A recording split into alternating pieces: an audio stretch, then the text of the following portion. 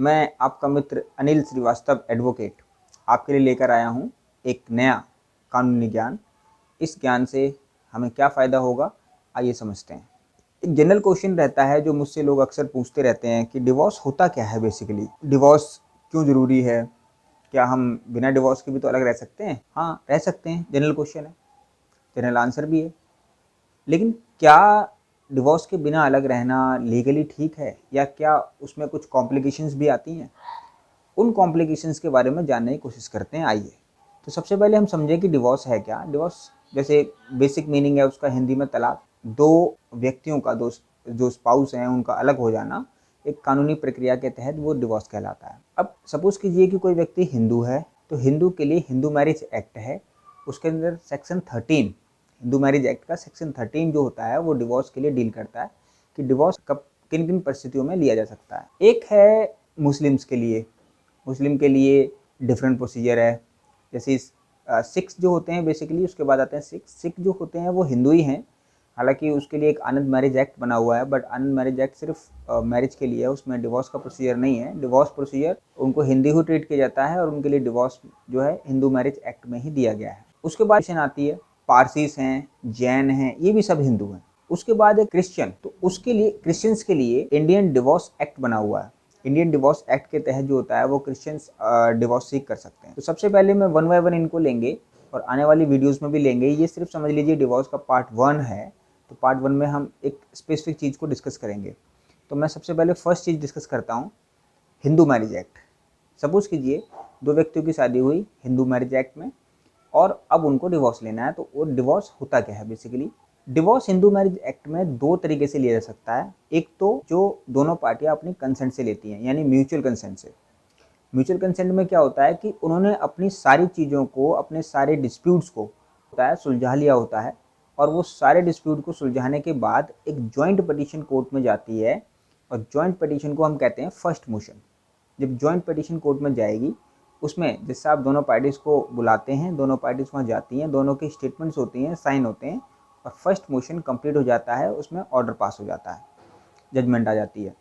जब first motion का order pass हो जाता है, तो हम सेकंड मोशन को, ध्यान देने वाली बात है कि section 13B Hindu marriage act, section 13B में फर्स्ट मोशन और सेकंड मोशन के बीच में 6 मंथ्स का मिनिमम पीरियड दिया गया है कि 6 महीने से लेके 18 महीने तक आप कभी भी सेकंड मोशन फाइल कर सकते हैं। जैसे ही फर्स्ट मोशन कंप्लीट हो जाता है, सेकंड मोशन के लिए 6 महीने होने पर आप सेकंड मोशन फाइल करेंगे। सेकंड मोशन मीन्स दोनों फिर से वही जॉइंट पिटीशन फाइल होगी, दोनों के सिग्नेचर होंगे और कोर्ट के अंदर फाइल हो जाएगा। दोनों को जैसे आप बुलाएंगे, उनसे बात करेंगे, और अगर वो अपनी बात पे अड़े रहते हैं कि नहीं हमें डिवोर्स लेना है, और स्टेटमेंट आ जाती है, तो उस कंडीशन में उनका डिवोर्स कंप्लीट हो जाता है।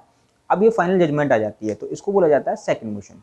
तो ये पूरा प्रोसीजर है हिंदू मैरिज एक्ट में सेक्शन 13B में कि डिवोर्स म्यूचुअल कंसेंट से कैसे लिया जाएगा, फर्स्ट मोशन, सेकंड मोशन। अब बात आती है कि जो फर्स्ट मोशन और सेकंड मोशन के बीच में 6 महीने का पीरियड है मिनिमम, क्या वो कम हो सकता है? बिल्कुल हो सकता है।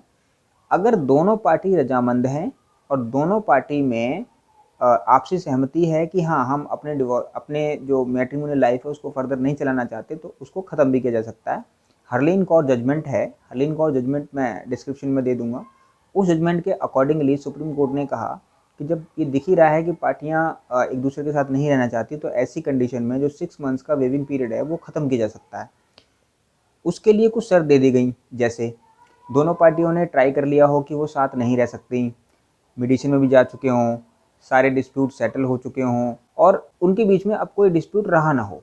तो ये सब जब सारी कंडीशन पूरी हो जाती हैं, तो जो है वेवर की एप्लीकेशन जो होती है वो अलाउ कर दी जाती है, और सेकंड मोशन जो होता है हम विद इन 15 डेज 20 डेज में फाइल कर सकते हैं।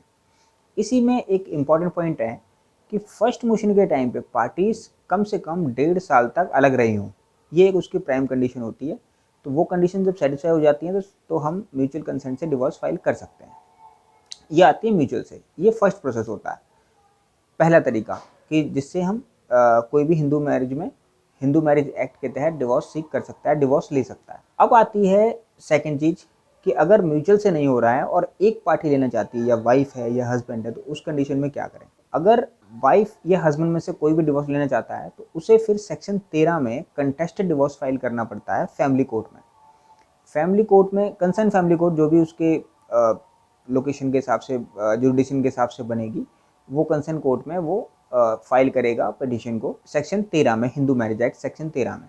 उसके अंदर बहुत सारी कंडीशन दी गई हैं, जैसे किन किन कंडीशंस के अंदर जो है कोई भी व्यक्ति डिवोर्स मांग सकता है कोर्ट से। पहली कंडीशन है कि क्रूएलिटी, अगर उसका जो स्पाउस है वो क्रूएल है, बदतमीज है, ठीक से नहीं रहता है, तो वो डिवोर्स सीख कर सकता है। दूसरा, अगर वो लगातार उसका स्पाउस दो साल से अलग रह रहे हैं, 2 साल से कंटिन्यू पीरियड में अलग रहे हैं, तो भी डिवोर्स हो सकता है। तीसरा, अगर वो किसी और के साथ उनका रिलेशन है, इसी से बहुत सारे उसमें रिलेशन दे रखे हैं। अगर आप कंडीशंस को पढ़ेंगे जाके तो सेक्शन 13 में आप पढ़ सकते हैं। ये 2 कंडीशन हिंदू मैरिज एक्ट में क्लियर कट दे रखी हैं कि जिसमें डिवोर्स लिया जा सकता है। मैं फिर दोहरा रहा हूँ, पहला म्यूचुअल कंसेंट से, आपसी रजामंदी से, फर्स्ट मोशन और सेकंड मोशन फाइल करके, और दूसरा तरीका होता है कि आप कंटेस्टेड डिवोर्स फाइल करें। कंटेस्टेड डिवोर्स फाइल करके भी आप डिवोर्स ले सकते हैं। याद रखिएगा, एक बहुत ही इंपॉर्टेंट पॉइंट मैं इसमें आपको बताने जा रहा हूँ जो बहुत इंपॉर्टेंट है, कि हिंदू मैरिज एक्ट ये कहता है कि शादी के 1 साल तक कोई भी पटिशन कोर्ट के अंदर एंटरटेन नहीं होएगी, किसी भी सूरत हाल कोई भी डिवोर्स पटिशन फाइल नहीं होएगी कोर्ट में 1 साल। लेकिन उसके लिए भी फिर वेवर दिया है कि अगर सिचुएशन वर्स्ट है और पार्टीज एक दूसरे के साथ नहीं रह सकती, मैट्रिमोनियल लाइफ नहीं चल सकती, तो फिर एप्लीकेशन मूव की जा सकती है और कोर्ट कंसर्न जो होती है उसको देखती है और देख के उसको अलाउ कर सकती है, और आपकी पटिशन 1 साल से पहले भी सुनी जा सकती है। बट ये टोटल कोर्ट की डिस्क्रिप्शन पर डिपेंड करता है, उसकी विवेक की शक्ति पर डिपेंड करता है कि वो करे या ना करे, वो उनके पास पावर है। तो ये एक बहुत आपके लिए इम्पोर्टेंट जानकारी थी जिसका आप लाभ उठा सकते हैं। अपने केस के अंदर आप जानकारी जुटाकर हेल्प ले सकते हैं। अगर आपका कोई क्वेश्चन हो इससे रिलेटेड या कोई भी इंक्वायरी हो तो आप मुझे इसमें कमेंट बॉक्स में लिख सकते हैं, मैं उसका रिप्लाई कर दूँगा। Thank you.